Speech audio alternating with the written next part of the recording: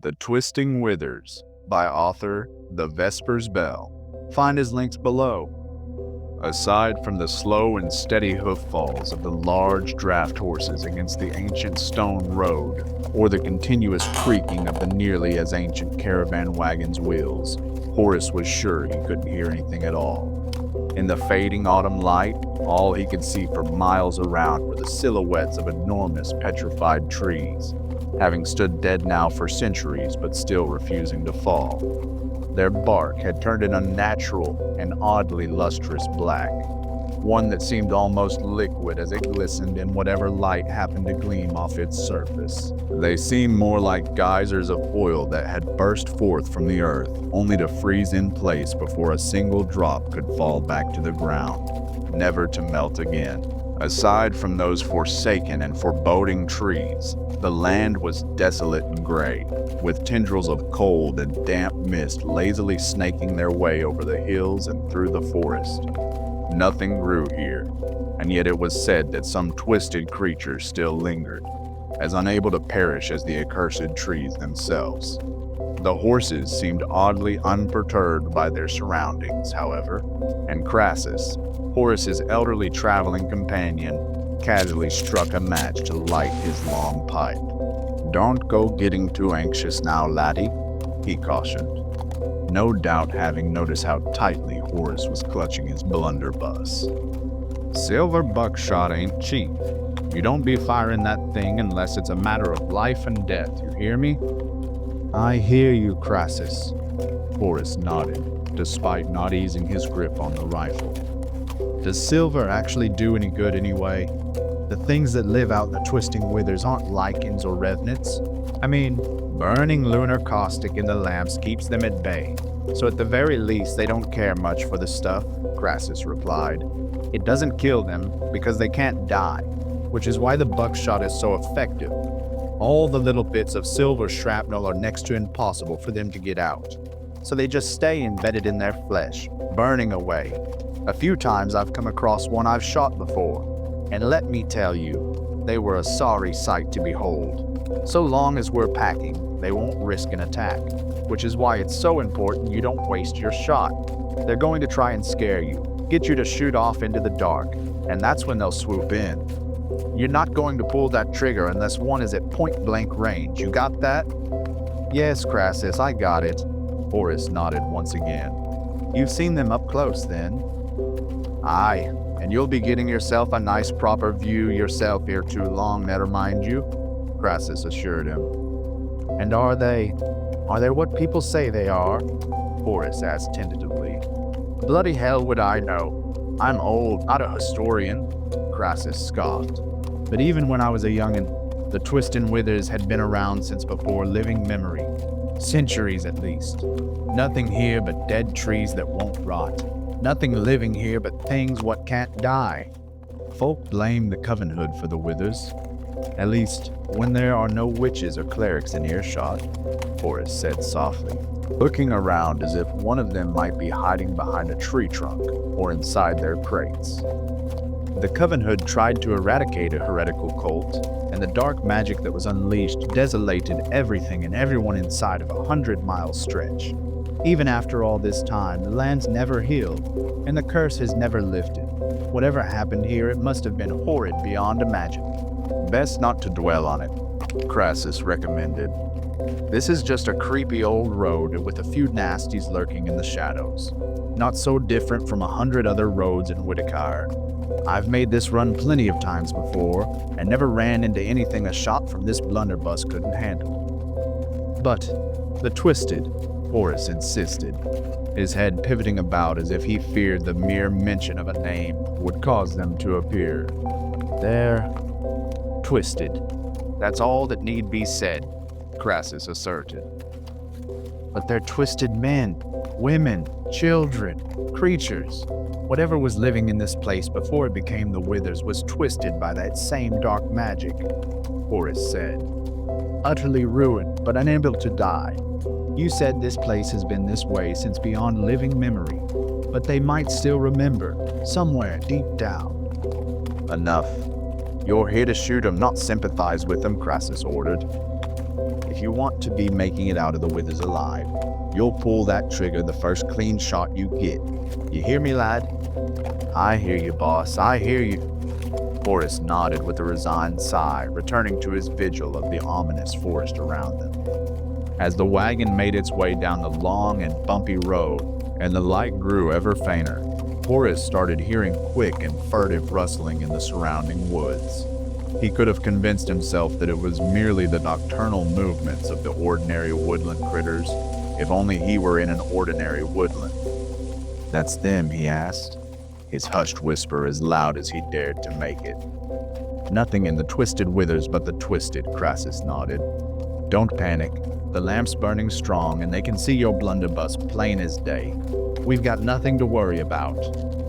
"We're surrounded," Horace hissed. Though in truth, the sounds he was hearing could have been explained by as few as one or two creatures. "Can't you push the horses harder?" "That's what they want.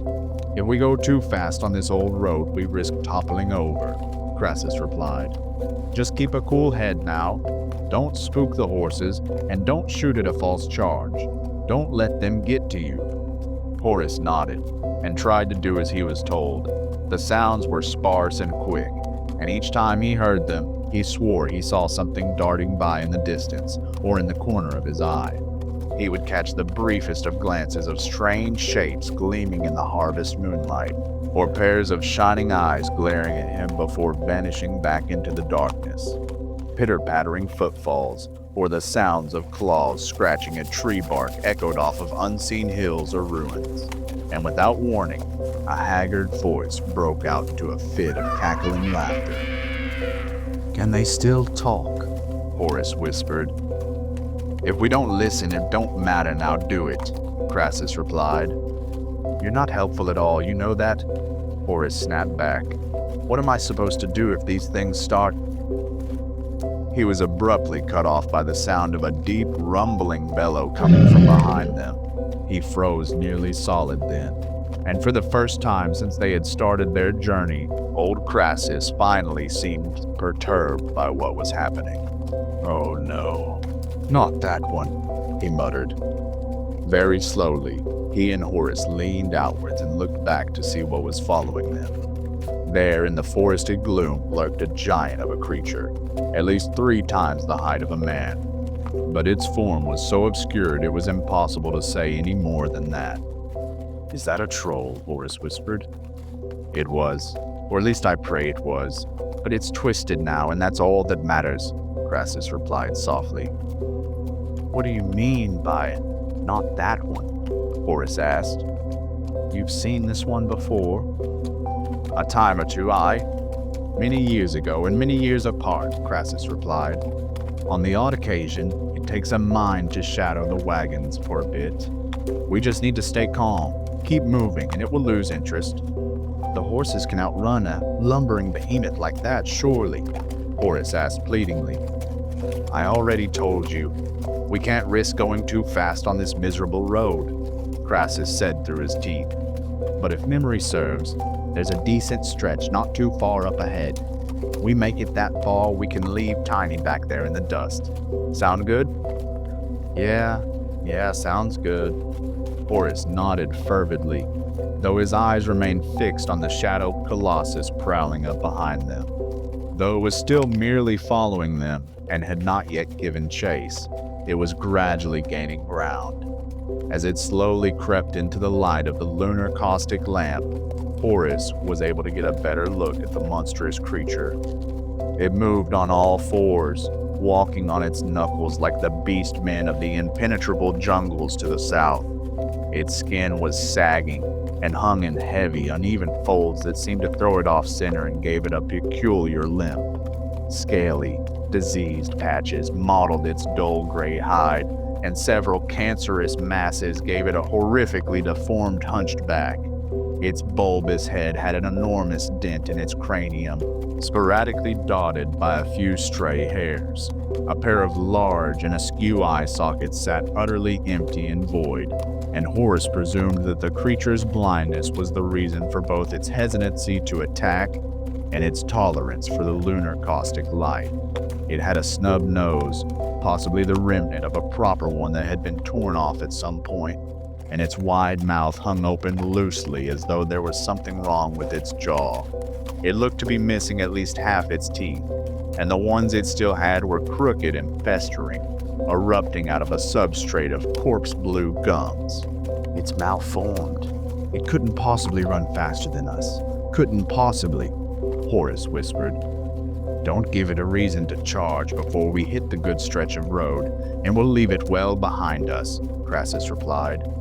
The twisted troll flared its nostrils, taking in all the scents that were wafting off the back of the wagon.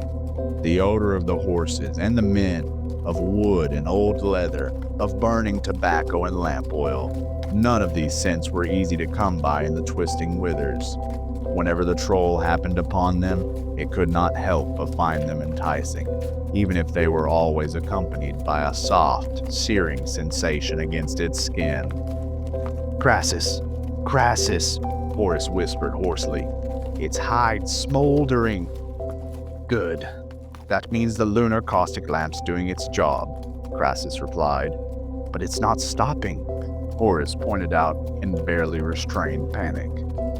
Don't worry. The closer it gets, the more it will burn, Crassus tried to reassure him. It's getting too close. I'm going to put more lunar caustic in the lamp, Horace said. Don't you dare put down that gun, lad, Crassus ordered. It's overdue. It's not bright enough, Horace insisted, dropping the blunderbuss and turning to root around the back of the wagon.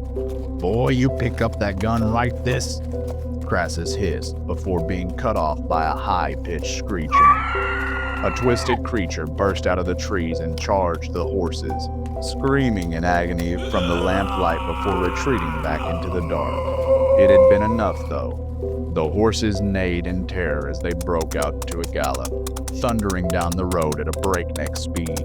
With a guttural growl, the twisted troll immediately gave chase, its uneven, quadrupedal gait slapping against the ancient stone as its mutilated flesh jostled from one side to the other. Crassus, rein those horses in, Horace demanded as he was violently tossed up and down by the rollicking wagon. I can't slow us down now. That thing will get us for sure, Crassus shouted back as he desperately clutched onto the reins, trying to at least keep the horses on a straight course. All we can do now is drive and hope it gives up before we crash. Hold on! Another bump sent Crassus bouncing up in his seat, and Horace nearly up into the ceiling before crashing down to the floor, various bits of merchandise falling down to bury him. He heard the twisted troll roar ferociously, now undeniably closer than the last time. Crassus, we're not losing it. I'm going to try shooting it, Horace said as he picked himself off the floor and grabbed his blunderbuss before heading towards the back of the wagon. It's no good. Too big and its hide's too thick. You'll only enrage it and leave us vulnerable to more attacks, Crassus insisted. Get up here with me and let that bloody thing wear itself out. Horace didn't listen. The behemoth seemed relentless to his mind. It was inconceivable that it would tire before the horses. The blunderbuss was their only hope. He held the barrel as steady as he could as the wagon wobbled like a drunkard, and was grateful for his chosen weapon required no great accuracy at aiming. The twisted troll roared again, so closely now that Horace could feel the hot miasma of its rancid breath upon him. The fact that it couldn't close its mouth gave Horace a strange sense of hope. Surely some of the buckshot would strike its palate and gullet, and surely those would be sensitive enough injuries to deter it from further pursuit. Surely. Not daring to waste another instant, Horace took his shot. The blast echoed through the silent forest, and the hot silver slag flew through the air. The twisted troll dropped its head at just the right moment, taking the brunt of the shrapnel in its massive hump. If the new wounds were even so much as an irritant to it, it didn't show. Blast! Horace cursed as he struggled to reload his rifle. A chorus of hideous crackling rang out from just beyond the tree line, and they could hear a stampede of malformed feet trampling through the underbrush. Oh, you've done it now. You've really gone and done it now, Crassus despaired as he attempted to pull out his flintlock with one hand as he held the reins in the other. A twisted creature jumped upon the wagon from the side, braving the light of the lunar lamp for only an instant before it was safely in the wagon's shadow. As it clung on for dear life, it clumsily swung a stick nearly as long as it was, as it attempted to knock the lamp off its hook. "Hey, none of that, you!" Horace shouted as he pummeled the canvas roof with the butt of the blunderbuss in the hopes of knocking the creature off, hitting nothing but weathered hemp with each blow. It was not until he heard the sound of glass crashing against the stone road that he finally lost any hope that they might survive. Crassus fired his flintlock into the dark, but the twisted creatures swarmed the wagon from all sides. They shoved branches between the spokes of the wheel, and within a matter of seconds the wagon was completely overturned. As he lay crushed by the crates and covered by the canvas, Horace was blind to the horrors going on around him. He could hear the horses bolting off, but could hear no sign that the Twisted were giving chase. Whatever it was they wanted them for, it couldn't possibly have been for food. He heard Crassus screaming and pleading for mercy as he scuffled with their attackers, the old man ultimately being unable to offer any real resistance as they dragged him off into the depths of the withers. Horace laid as still as he could, trying his best not to breathe or make any sounds at all. Maybe they would overlook him, he thought, though he was sure the crates had broken, or at least bruised his ribs. Maybe he could lie in wait until dawn. With the blunderbuss as his only protection, maybe he could travel the rest of the distance on foot before sundown. Maybe he could. These delusions swiftly ended as the canvas sheet was slowly pulled away, revealing the twisted troll looming over him. Other twisted creatures circled around them, each of them similarly yet uniquely deformed. With a casual sweeping motion, the troll batted away the various crates, and the other Twisted regarded them with the same general disinterest. Trade goods were of no use or value to beings so far removed from civilized society. Horace's eyes rapidly darted back and forth between them as he awaited their next move. What did they even want him for? They didn't eat, or didn't need to anyway. Did they just mean to kill him for sport or spite? Why risk attacking unless they stood to benefit from it? The troll picked him up by the scruff of the neck with an odd sense of delicacy, holding him high enough for all of his cohorts to see him, or perhaps so that he could see them. More of the Twisted began crawling out on the road, and Horace saw that they were marked in hideous sigils made with fresh blood that could only have come from Crassus. "The old man didn't have much left in him," one of them barked hoarsely. It stumbled towards him on multiple mangled limbs, and he could still make out the entry wounds where the silver buckshot had marred it so many years ago. Ounce by ounce, body by body, the blood ritual we began a millennium ago draws nearer to completion. The Covenhood could not stop us. Delayed, yes, but what does that matter when we now have all eternity to fulfill our aims? The being, the sorcerer, Horace realized, hobbled closer, slowly rising up higher and higher on hind limbs too grotesque and perverse in design for Horace to make any visual sense out of it. As it rose above Horace, it smiled at him with a lipless mouth that had been sliced from ear to ear, revealing a set of long and sharpened teeth, richly carved from the blackened wood of the twisted trees. A long and flickering tongue weaved a delicate dance between them, while viscous blood slowly oozed from gangrenous gums. Its eyelids had been sutured shut, but an unblinking black and red eye with serpentine pupil sat embedded upon its forehead. Several of the twisted creatures reverently placed a ceremonial bowl of twisted wood beneath Horace, a bowl that was still freshly stained with the blood of his companion. Though his mind had resigned itself to his imminent demise, he nonetheless felt his muscles tensing and his heart beat furiously as his body demanded a response to his mortal peril. The sorcerer sensed his duplicity and reveled in it, chuckling sadistically as he theatrically raised a long dagger with an undulating serpentine blade and held it directly above Horace's heart. Not going to give me the satisfaction of squirming, eh? Commendable, it sneered. May the blood spilt this moon herald a new age of flesh reborn. Ave Ophium Orbis Ouroboros. As the twisted sorcerer spoke its incantation, it drove its blade into Horace's heart and skewered him straight through. His blood spilled out on his backside and dripped down the dagger into the wooden bowl below. The Twisted wasting no time in painting themselves with his vital fluids. As his chest went cold and still and his vision went dark, the last thing Horace saw was the sorcerer pulling out its dagger, his dismembered heart still impaled upon it. I hope you've enjoyed tonight's story, The Twisting Withers by the Vespers Bell. Make sure to like and subscribe for more if you enjoyed, and check out Vespers Bell on Reddit as well as the links listed below.